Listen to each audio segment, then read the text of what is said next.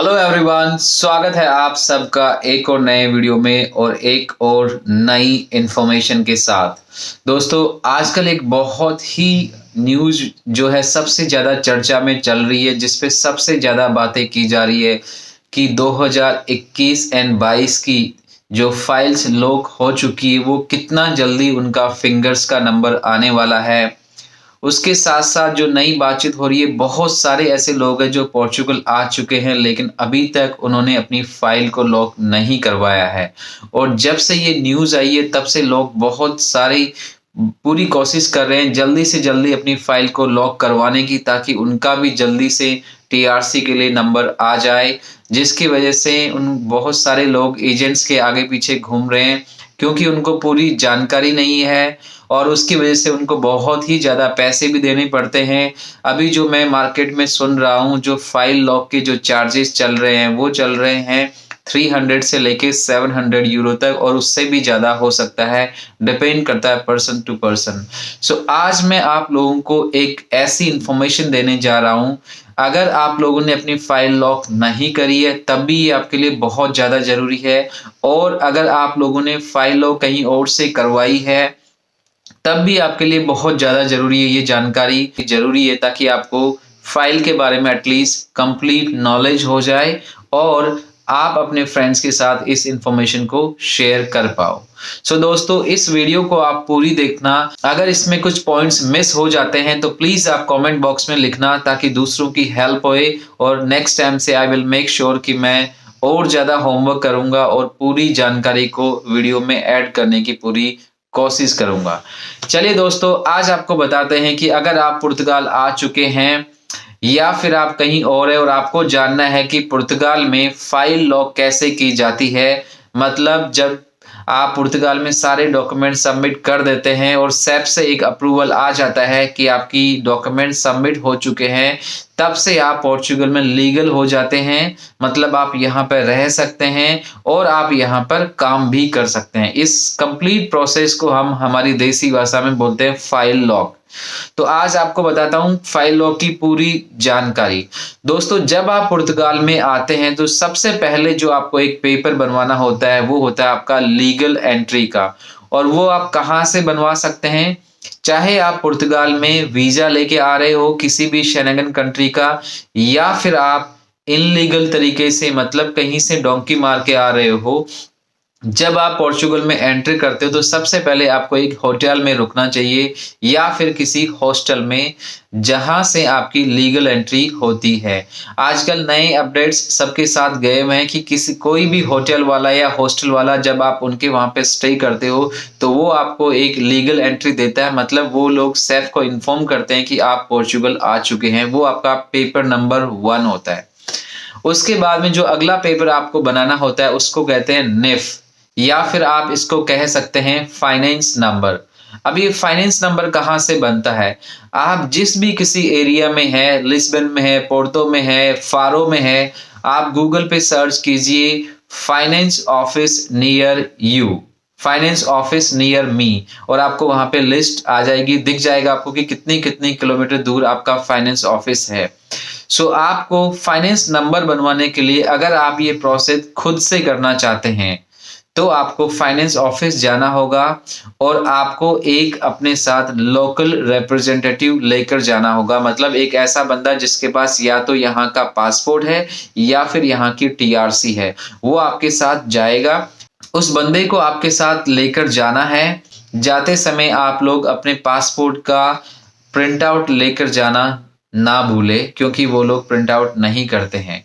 सो आप अपने print out के साथ, पासपोर्ट की फोटोकॉपी के साथ और उस बंदे की टीआरसी की फोटोकॉपी के साथ आपको फाइनेंस ऑफिस जाना होता है। फाइनेंस ऑफिस में जैसे ही आपका नंबर आएगा, वो लोग आपसे आपका ओरिजिनल वैलिड पासपोर्ट मांगेंगे।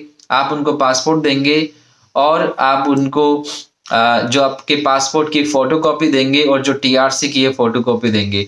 वो लोग सारा डेटा आपके पासपोर्ट से खुद ही फिल करेंगे। आपको कोई भी वहां पर फॉर्म फिल करने की जरूरत नहीं है। सारा डेटा वो एंटर करेंगे सिस्टम में, एक प्रिंट आउट निकालेंगे, उसके अंदर आपको बोलेंगे कि आप अपना नाम, date of birth, passport number, ये सारी डिटेल्स और एड्रेस, आप ये सारी डिटेल्स चेक कर लीजिए कहीं कोई गलत इंफॉर्मेशन तो नहीं है। वंस यू से यस, वो उस प्रिंट आउट में आपको साइन करने को बोलेंगे और दूसरी तरफ आपका जो लोकल बंदा टीआरसी वाला गया उसको साइन करना होगा और वो उसी पेज पे आपको स्टैम्प और साइन लगा के दे देते हैं और बताते हैं कि this is your nif number, और वही आपका फाइनेंस नंबर होता है। दोस्तों, फाइनेंस नंबर पोर्चुगल में एक ही बार बनता है और हमेशा के लिए वो वैलिड होता है। इस एंटायर प्रोसीजर में सिर्फ 10 मिनट का टाइम लगता है अगर वहां पर भीड़ और वेटिंग ना हो तो। सो ये बहुत ही आसान है फाइनेंस नंबर बनवाना और ये फ्री ऑफ कॉस्ट होता है, इसके कोई भी चार्जेस नहीं होते हैं। एजेंट लोग इसके कितने भी पैसे ले लेते हैं, लेकिन अगर आप खुद से इसको बनाए तो इट्स फ्री ऑफ कॉस्ट। अब होता है आपका डॉक्यूमेंट नंबर 3, वो होता है आपका निस नंबर, जिसको सुग्रांसो सोशल नंबर भी बोलते हैं। ये कैसे अप्लाई करें दोस्तों? ये इसके 2 तरीके हैं। एक, आप सुग्रांसो सोशल के ऑफिस जा सकते हैं अपना वैलिड पासपोर्ट लेके, और इसमें आपको कोई भी रिप्रेजेंटेटिव की जरूरत नहीं होती है। जैसे ही आप ऑफिस जाएंगे वहां पर आपको एक फॉर्म मिलता है, उस फॉर्म को आप फिल कर सकते हैं और आपकी पासपोर्ट कॉपी के साथ उसको वहीं पे आप सबमिट करवा सकते हैं। इससे भी आसान तरीका जो है वो ऑनलाइन का है। आप ऑनलाइन सुग्रांसो सोशल की वेबसाइट पर जाते हैं और वहां पर आप अपनी डिटेल्स फिल करते हैं, आपका फुल नेम, आपके पेरेंट्स का नेम, आपका address, passport number, email ID, phone number, nif number, ये सारी डिटेल्स भर के आप सबमिट कर देते हैं और इस तरह के एक आपके पास रेफरेंस नंबर जनरेट होता है। फिर आपको 5 to 7 वर्किंग डेज का इंतजार करना होता है और आपकी ईमेल पे एक इस तरह की ईमेल आती है। इस ईमेल में लिखा होता है कि आप सोशल ऑफिस विजिट कीजिए और वहां से आप अपना निस नंबर कलेक्ट कर सकते हैं। सो ये ईमेल लेके आप सोशल ऑफिस जाते हैं, वो आपको एक प्रिंट आउट निकाल के देते हैं। ध्यान रखिए, जब आप निस ऑफिस विजिट करते हैं तो आपको अपने पासपोर्ट के साथ विजिट करना है। वहां पर आपको प्रिंट आउट निकालेंगे, स्टैम्प मारेंगे, साइन करेंगे और इस तरह का आपको एक निस नंबर जनरेट कर देते हैं और ये भी एब्सोल्युटली फ्री होता है। सो ये दोनों काम आप आसानी से करवा सकते हैं। इसके लिए एजेंट ऑलमोस्ट 200 से 300 यूरो आप लोगों से ले लेते हैं, तो ये काम आपका फ्री में हो गया। अब अगला डॉक्यूमेंट जो बनता है वो आप लोगों का, अगर आप लोग अपनी फाइल को आर्टिकल 88 में लॉगिन करवाते हैं तो आपको चाहिए होगा एक जॉब कॉन्ट्रैक्ट। आपको एक जॉब कॉन्ट्रैक्ट चाहिए होगा। वो आप कहाँ से ले सकते हैं? सबसे पहला आप कहाँ से ले सकते हैं, आप जॉब ढूंढिए। अगर आपको जॉब मिल जाती है तो आपका एम्प्लॉयर आपको एक वर्क कॉन्ट्रैक्ट देगा, और अगर आपको जॉब नहीं मिलती है तो फिर आपको यहाँ पर एक एजेंट का सहारा लेना होगा और वो आपको एक प्रॉमिस कॉन्ट्रैक्ट देगा और उसके बिहाफ पे आप अपनी फाइल को सबमिट कर सकते हैं। नंबर 4 पे आता है आपका फाइल लॉक। अब फाइल लॉक किसे कहते हैं? सो दोस्तों, आपको सैफ की वेबसाइट पे विजिट करना है और वहां पे आप अपनी लॉगिन आईडी पासवर्ड बनाते हैं और वहां पे आपको अपने सारे डॉक्यूमेंट्स को अपलोड करना होता है। आपके निफ नंबर को, आपके निस नंबर को, आपके जॉब कॉन्ट्रैक्ट को, ये सारे डॉक्यूमेंट और पासपोर्ट की जो पीडीएफ कॉपी होती है उसको, ये सारे डॉक्यूमेंट्स आप ऑनलाइन अपडेट करते हैं और आप सैफ के पास ये डॉक्यूमेंट्स को सबमिट कर देते हैं। इसी को ही फाइल लॉक करना कहते हैं। फिर आपके पास सैप की तरफ से एक कॉन्फर्मेशन ईमेल आती है कि आपके डॉक्यूमेंट्स रिसीव हो चुके हैं, अप्रूव हो चुके हैं, और वही डॉक्यूमेंट्स आपका फाइल लॉक होता है। अब आप लीगली पोर्चुगल में काम कर सकते हैं, आपको काम भी मिल जाएगा और आप यहाँ पे रह सकते हैं और आपके अपना टैक्स पे करना आप स्टार्ट कर सकते हैं। अब इस ऑप्शन में अगर आप ये खुद ना कर पाए, क्योंकि इसमें थोड़ी सी एरर होने के चांसेस भी होते हैं, प्लस जो वेबसाइट है वो पोर्चुगीज में होती है तो काफी कुछ आपको वहां पर समझ में नहीं आता या डॉक्यूमेंट्स को अपलोड होने में दिक्कत आ सकती, तो यहाँ पर भी आप किसी एजेंट का सहारा ले सकते हैं और आप अपनी फाइल को लॉगिन करवा सकते हैं। ये एक बहुत ही 4 स्टेप में बहुत ही सिंपल प्रोसेस है जिसको आप बहुत हद तक खुद कर सकते हैं, और अगर आपको जरूरत पड़ी तो फिर किसी छोटी स्टेप के लिए आप ये काम किसी और से करवा सकते हैं। इसके लिए आपको इतना बड़ा अमाउंट देने की जरूरत नहीं है। सो ये मैंने आप लोगों को बहुत ही आसान शब्दों में आपको समझाने की कोशिश करी कि अगर आप खुद अपनी फाइल को लॉक करना चाहे तो कैसे कर सकते हैं।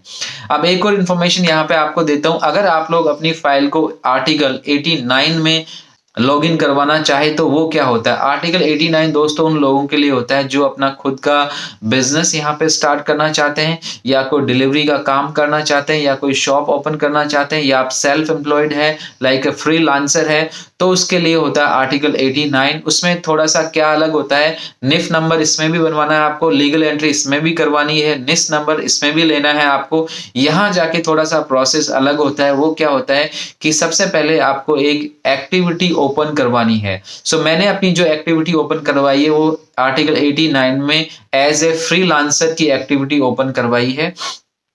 और वो एक्टिविटी कहाँ से ओपन हो सकती है, वो एक्टिविटी आपके फाइनेंस ऑफिस से ओपन हो सकती है। वहां पर आप अपॉइंटमेंट लेकर जाएंगे और यहाँ पर आपको एक जरूरत पड़ेगी अगेन 2 पोर्चुगीज बंदों की, जो जिनकी एक्टिविटी ऑलरेडी चल रही है। तो वो आपके जाके आपके गारंटर बनेंगे और आपकी एक्टिविटी वहां से फ्री ऑफ कॉस्ट ओपन हो जाएगी। उसके बाद में आपका बैंक अकाउंट ओपन होता है। दोस्तों बैंक अकाउंट इससे पहले भी हो सकता है अगर बैंक वाले ओपन करते हैं तो, नहीं तो आपकी एक्टिविटी ओपन होने के बाद में आपका बैंक अकाउंट ओपन होता है। फिर से आप इन सारे डॉक्यूमेंट्स को सैफ की वेबसाइट पे अपलोड करते हैं और यही आपकी फाइल लॉक होती है और यहीं से आपका प्रोसेस डन हो जाता है। जब जैसे ही आपके पास सैफ की ईमेल आती है कि they have received and approved your documents, अब आप अपना खुद का बिजनेस कर सकते हैं यहाँ पर, या फिर अपनी शॉप ओपन कर सकते हैं, या फिर आप ग्लो या डिलीवरी का काम कर सकते हैं। ये थी कंप्लीट इंफॉर्मेशन पोर्चुगल में फाइल लॉक कैसे की जाती है। आगे मिलेंगे आप लोगों से एक और नई जानकारी के साथ, तब तक के लिए नमस्ते।